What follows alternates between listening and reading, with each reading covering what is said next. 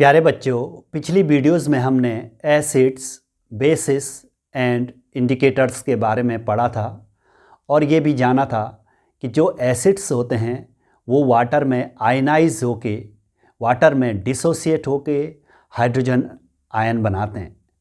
और हमने ये कहा था कि जो एसिड वाटर में कम्प्लीटली आयनाइज होते हैं और लार्ज अमाउंट में हाइड्रोजन आयन बनाते हैं, उनको हमने नाम दिया था स्ट्रॉन्ग एसिड्स। और जो एसिड वाटर में पार्शियली आयनाइज होते हैं और कम मात्रा में हाइड्रोजन आयन बनाते हैं, उनको हमने नाम दिया था वीक एसिड्स।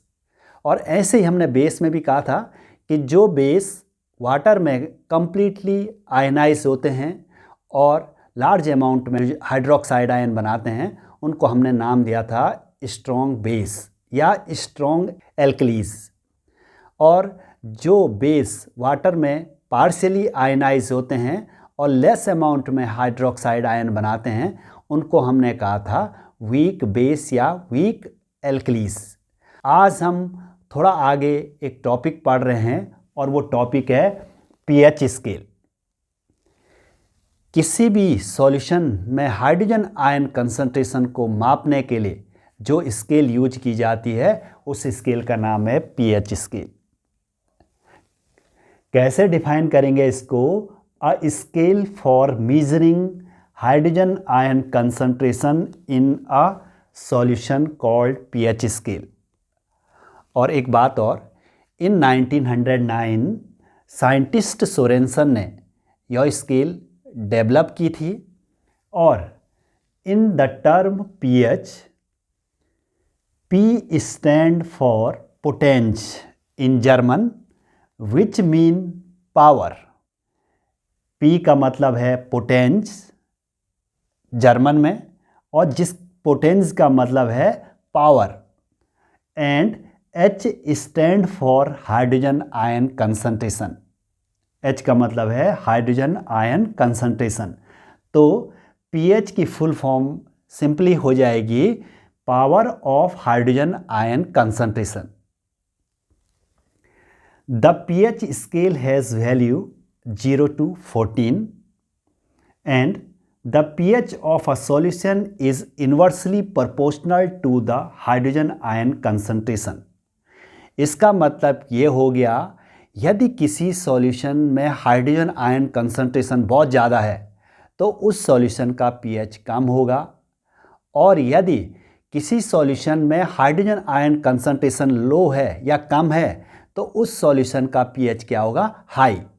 हमने यहाँ पे लिखा भी है, solution having high concentration of hydrogen ion has low pH value and solution having low concentration of hydrogen ion has high pH value. हमने यहाँ पे एक पीएच स्केल बना रखी है और इस पीएच स्केल में 0 से लेकर 14 तक नंबर्स होते हैं, और ये पीएच को दिखाते हैं pH 0, pH 1, pH 2, pH 3, pH 4, pH 5, pH 6, pH 7, इस तरीके से। और यहाँ पे आपने एक चीज़ सीखनी है कि जो न्यूट्रल सॉल्यूशन होगा उसका pH इक्वल टू 7 होगा। न्यूट्रल सॉल्यूशन का pH क्या होगा? Equal to 7।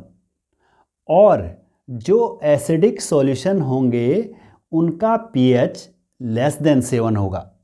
इसका मतलब यदि किसी सॉल्यूशन का pH 0 या 1 या 2 या 3, 4, 5, 6 या इस तरीके का आता है तो वो सॉल्यूशन है एसिड या एसिडिक।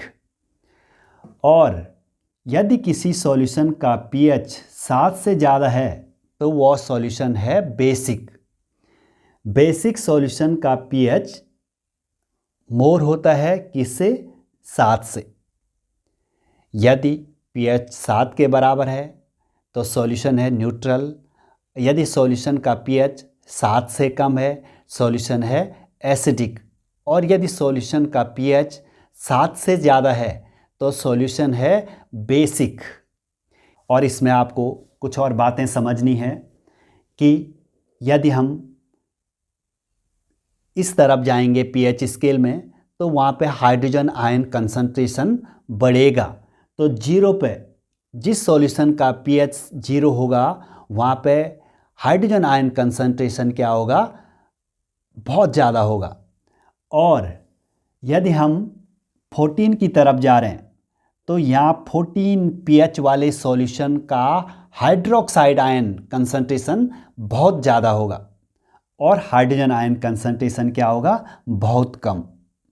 ऐसे ही इधर यदि जीरो पे हाइड्रोजन आयन कंसंट्रेशन बहुत ज़्यादा है और यहाँ पे हाइड्रोक्साइड आयन कंसंट्रेशन क्या होगी, बहुत कम होगी। तो इतना समझ गए होंगे आप, जीरो से 14 की तरफ यदि मूव कर रहे हैं तो यहाँ पे इंक्रीज होगा हाइड्रोक्साइड आयन कंसंट्रेशन, और यदि 14 से जीरो की तरफ मूव कर रहे हैं तो यहाँ पे इंक्रीज होगा hydrogen ion concentration of solution.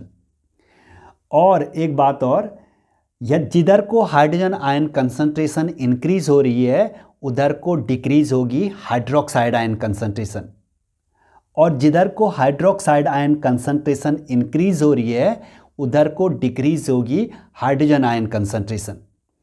तो इतना क्लियर है कि जिस pH पे हाइड्रोजन आयन कंसंट्रेशन बहुत ज़्यादा है तो वो स्ट्रॉन्ग एसिड होगा, और जिस pH पे हाइड्रोक्साइड आयन कंसंट्रेशन बहुत ज़्यादा है वो होगा स्ट्रॉन्ग बेस।